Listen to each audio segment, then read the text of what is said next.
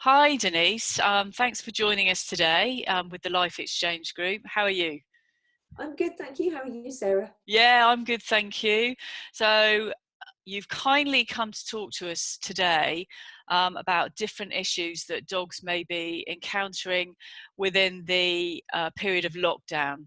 And we're going to discuss a few issues to include the risk of transference between dog to dog and in turn into human, the possible effects of lockdown on your dog with the impact of social frustration, and also preparing for different stages, for the dog being used to everybody being around in the house, and then suddenly they're going to be transitioning back into work themselves. So it's trying to keep all parties sort of prepared for that. And then also something that you mentioned earlier, which was about um, helping your dog to understand when it goes out on walks that there's a change in the routine. But before we go on to that, I'm just going to introduce the group to yourself and to let them know a little bit about you. And you are the founder of Paws in Hand Dog Training and Behaviour. You have lots of qualifications, to include a master's degree in research science with a distinction in dog cognition and forensic psychology, a Bachelor of Science in Applied Animal Behaviour, a diploma in practical animal behaviour and training, and as I said, you're the founder of Paws in Hand. You started your life living on a farm, and so you have been around animals from quite a young age, and your career, a major part of your career was that you were in investment banking, and for you it was like a dramatic massive change, isn't it, to go from a banker, and that you wanted to be a vet, and then you've settled in the place that you love, which is working with dogs. You've enjoyed helping your friends out with problem pooches, and it became increasingly obvious to you that your life was going to be this way, and helping people to have happy lives with their dogs. You've completed an advanced diploma of companion animal behaviour and training, and you are a member of the Association of Pet Dog Trainers, which promotes reward-based training and prohibits the use of punishment, which is fantastic, obviously. Since engaging in your academic studies, you've worked with in excess of 10,000 dogs with training and behavioural problems, and it's become very clear to you that most cases you can restore equilibrium in the household using the skills that you've acquired from your investment banking, and then also from how you've learned to communicate with dogs as well. So you're using both of your skill sets here, which is amazing. You are a member of the Association of Pet Behavioural Counsellors and the Canine Training and Behaviour Society, and you've also for over 11 years worked with Waggy Tails and supporting the charity to rehabilitate dogs into their care and also into foster homes. You've also done a lot of work on radio and with groups, and I wondered if you could tell us how you've got on with the radio experience. You've quite enjoyed that. I do enjoy it. I think Yeah, it's one of those things that you can only really enjoy if you do really know your subject. yeah, And I'm very fortunate in that I've been the resident dog behaviourist for BBC Radio Solent since 2010. fantastic. And during that time, I've been able to answer, I heaven only knows how many questions live on air, which was a bit scary at first because you don't know what you're going to be asked. And it's really, it's very fast. So you literally get the phone call, you get literally a couple of minutes to try to give them some guidance on resolving the problem. So that is very helpful. And I was very keen to do that because I wanted to be able to steer people towards more ethical means of working with their dogs. Unfortunately, a lot of the TV programs that we see are very quick fix, don't take into consideration how the animal feels, and just Right. close the dog down rather than actually get underneath and to resolve the underneath problem for them. So I've enjoyed being able to bring a little bit of that to the public attention. That's good. That's good. Do you find you're asked similar questions each time? Do you feel that there's a pattern to the questions, or it's always quite varied? It is quite varied, but mostly it's the typical things that worry people. It's the barking at people or other dogs, the lunging at people or other dogs, or territorial behaviour. Naturally, the aggression cases are the ones that cause the most amount of worry for the human. Yeah. By that time, it is obvious to the human, but before that, there's been probably a long period of the dog being worried about things before they decide to voice their concerns about it. Right. Okay. That's really interesting. And I know we were going to concentrate on the COVID topics today, but if you wanted to and you were able to, maybe we could cover those topics on another call, Yes. which would be really useful.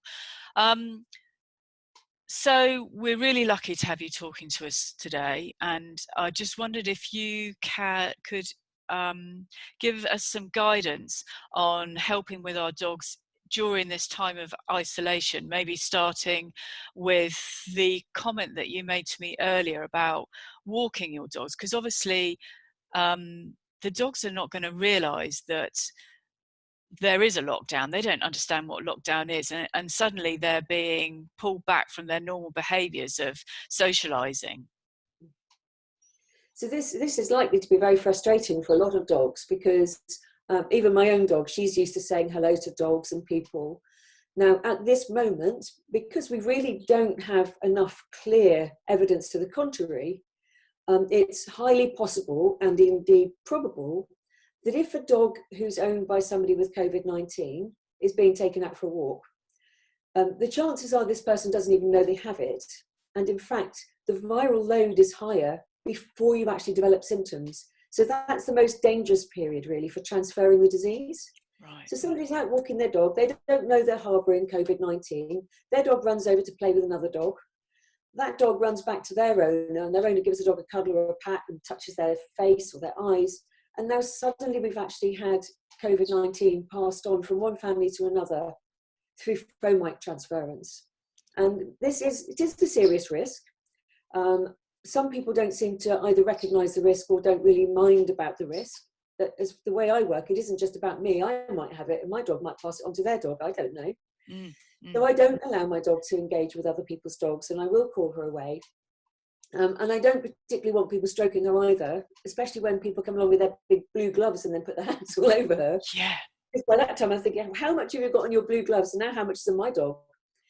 So I don't want her to greet people, because there's a possibility of transferring this disease. Yeah. And nobody knows whether you're going to be vulnerable to it or not. So the method I've chosen to take is that when my dog sees another dog or a person she wants to see, I will attract her attention and I will just start feeding her.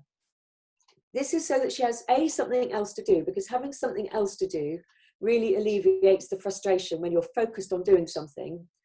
That can be very frustrating, and unresolved frustration in the longer term can lead to aggression.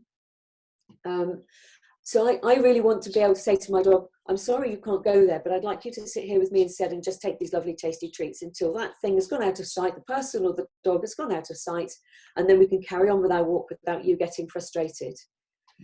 Okay. So, I mean, that can be delivered by hand. You can scatter treats on the floor so that your dog maybe looks down and is starting to snuff all the treats on the floor. Because that also, sniffing is highly rewarding for dogs, more rewarding than just taking a treat in the hand. It really activates the dopamine systems and it gives them a bit of a buzz.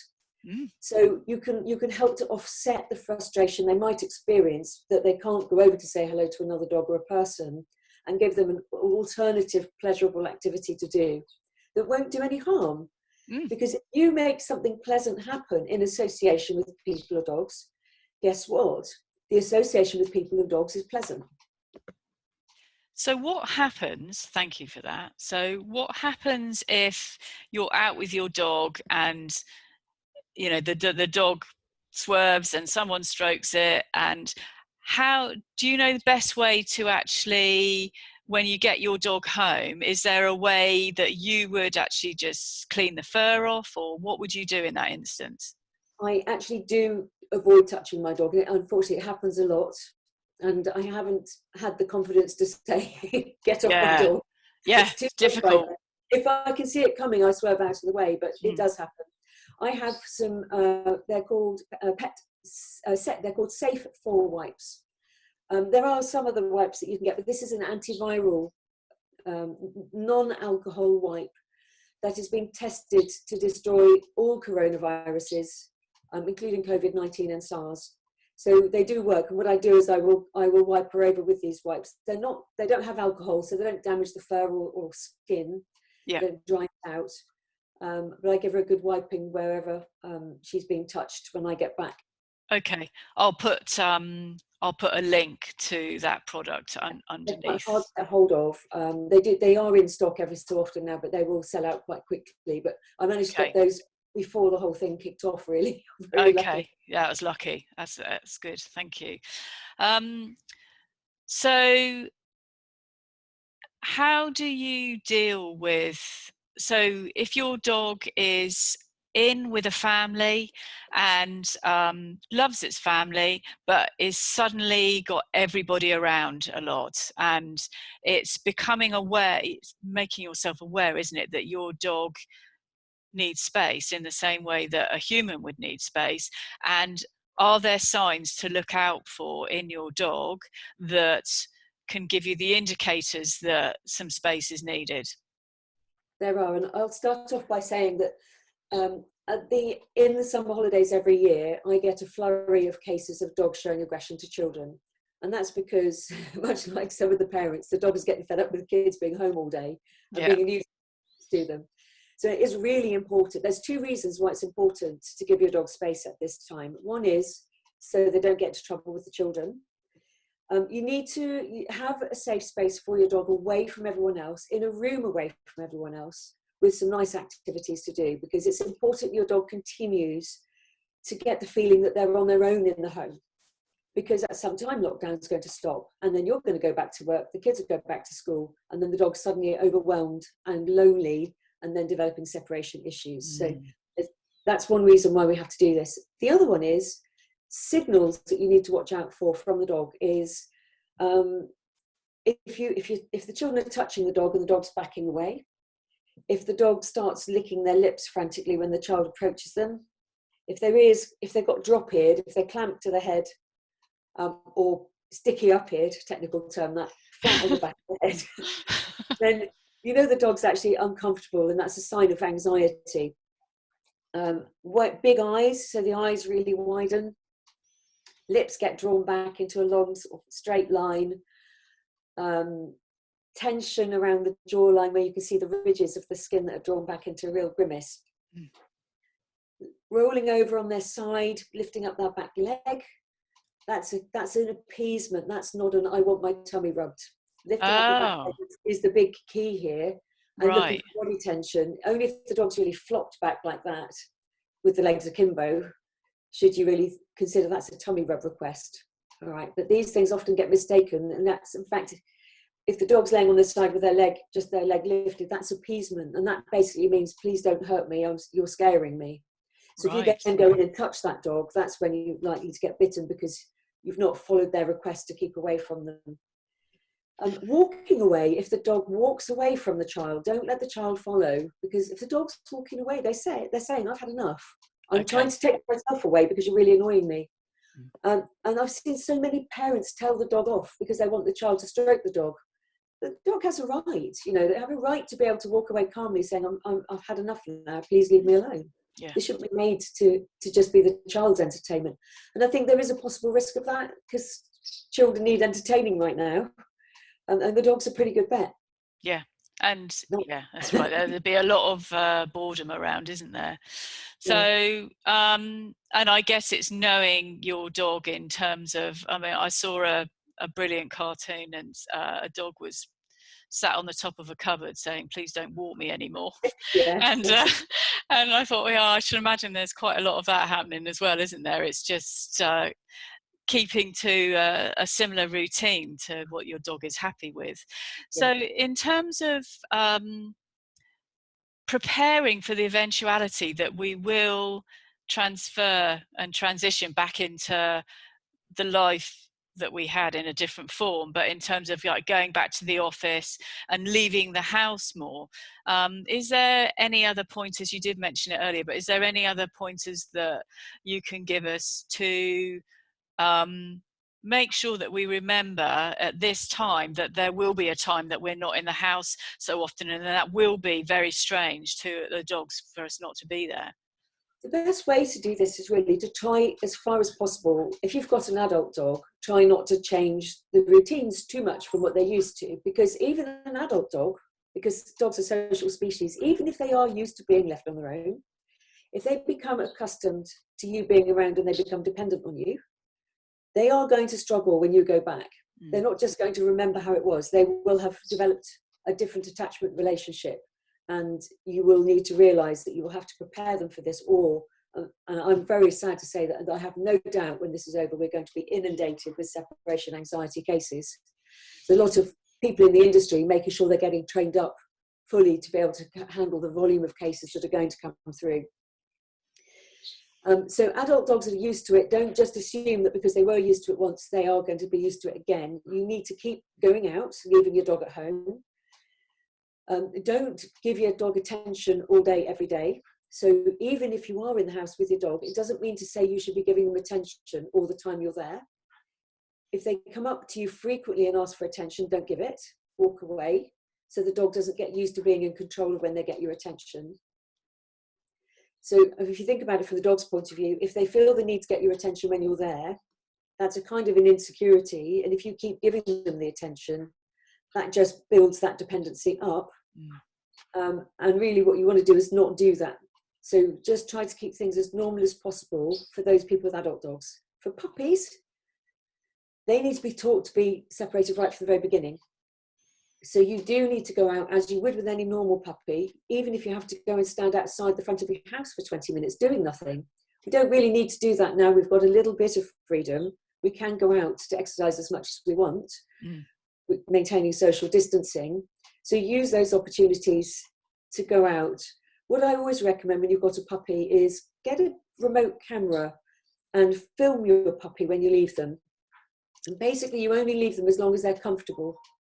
Don't just leave them when they're asleep. You know, can you imagine? You go to sleep safe with your family and you wake up and you're on your own. How terrifying is that? Yeah, exactly. Your puppy needs to know you're going out and that you're coming back in again. Even if you go out of the door for 1 second, turn around and come back in again, the puppy needs to get used to going out of sight, coming back in without panic.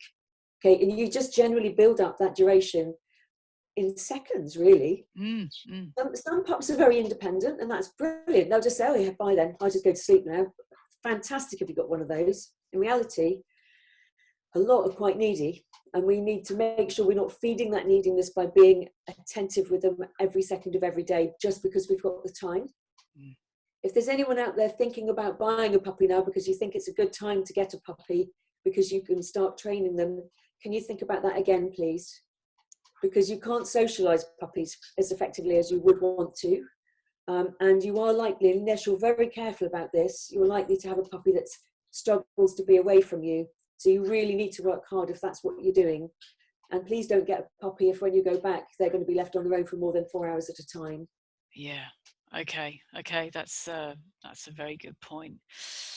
I just wanted to clarify. So in terms of, is this virus, is it zoonotic, the word, where it okay, so to explain that, it means that it can be caught between dogs and it can be caught between dog and human, is that right? Okay, not quite. So it's a zoonotic because this virus first originated in animals. Felines have had coronaviruses forever. It's quite a common thing for felines, so it's no real surprise that some cats have been able to contract this. There is no evidence, the one case in America that I think is suspect, there is no evidence that dogs contract coronavirus. no evidence that dogs can pass on having contracted coronavirus to a human because they don't contract it. And they can't pass coronavirus on to other dogs because at this point in time, they can't contract it. I say at this point in time because viruses evolve, they mutate. So it's possible that it could mutate to be passed on to dogs, but at the moment that's not the case. The only risk of contracting it from your dog is if your dog has been touched by somebody or by a dog that has coronavirus fomites on their fur, and that you touched that, and then you touch your mouth, nose or eyes, and it gets into you that way. Okay, thank you. Thanks for clarifying that.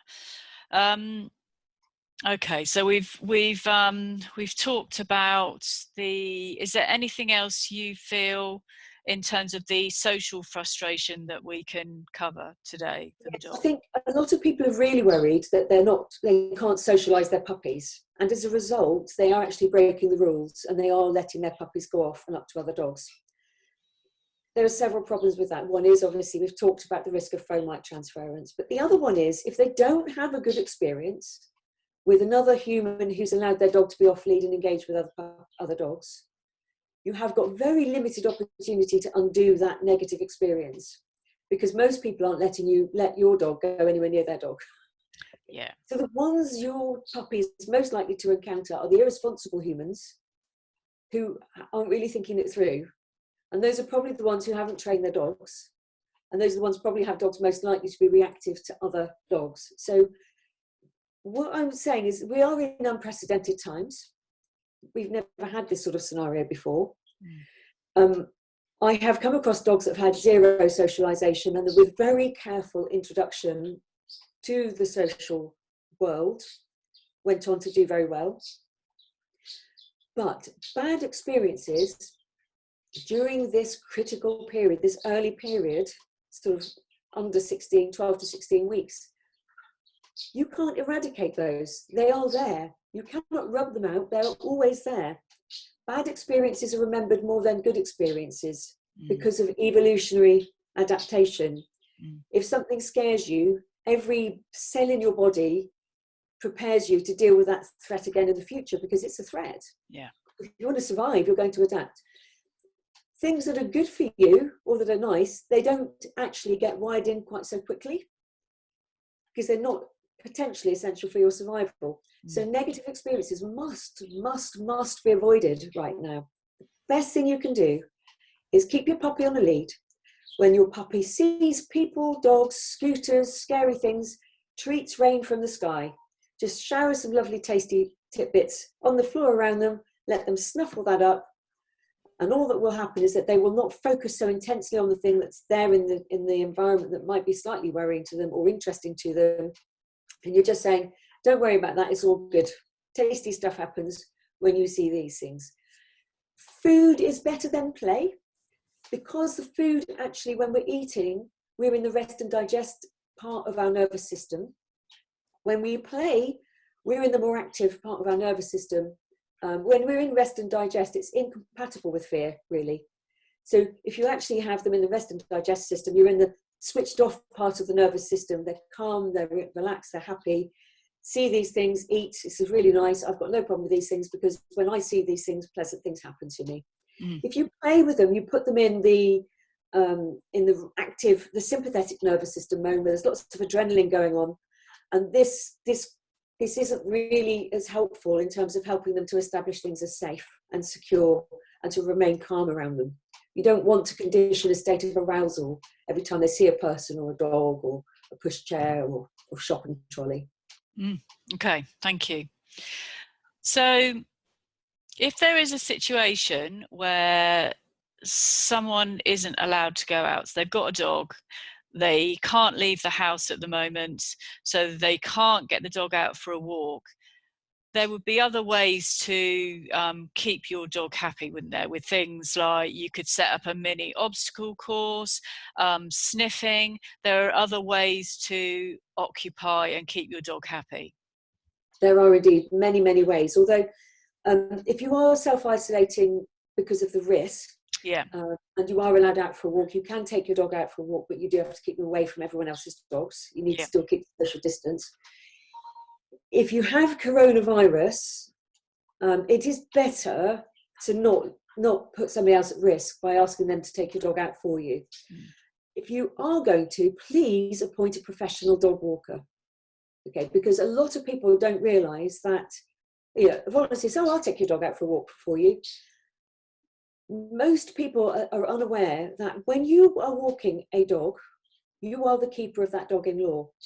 So if something happens with that dog, and let's say you're a stranger, the dog doesn't feel that comfortable with you, something spooks them and they pull away and they run into the road and they cause a road traffic accident, you are the keeper of the dog and you are liable for all of the financial and legal ramifications around that incident. Yeah. Dog trainers have been given industry advice, dog walkers have been given industry advice of how to safely take somebody's dog out for a walk who has coronavirus. Okay, and there are certain conditions they have to follow. One of them is that that's the only dog that you're allowed to take out at any time. You have to sterilise your vehicle and everything after you use it. It's a big deal. Yeah. Hence, unless you've got one locally who can walk to collect your dog and take them out for a walk, it's probably better to keep them occupied at home. There is a fantastic resource. It's a Facebook group called Canine Enrichment. It has about 300,000 members. It has millions of ideas in there of how to keep your dog mentally enriched without going out for walks. It is a gold mine of creativity, of things that cost you pennies to do with your dog, to other things that are more expensive. It's definitely worth a few hours of your time having a look through there. Brilliant. Okay, thank you. Well, thanks so much for talking to us today, Denise. And thank you for giving me the chance. And hopefully we can cover some other topics.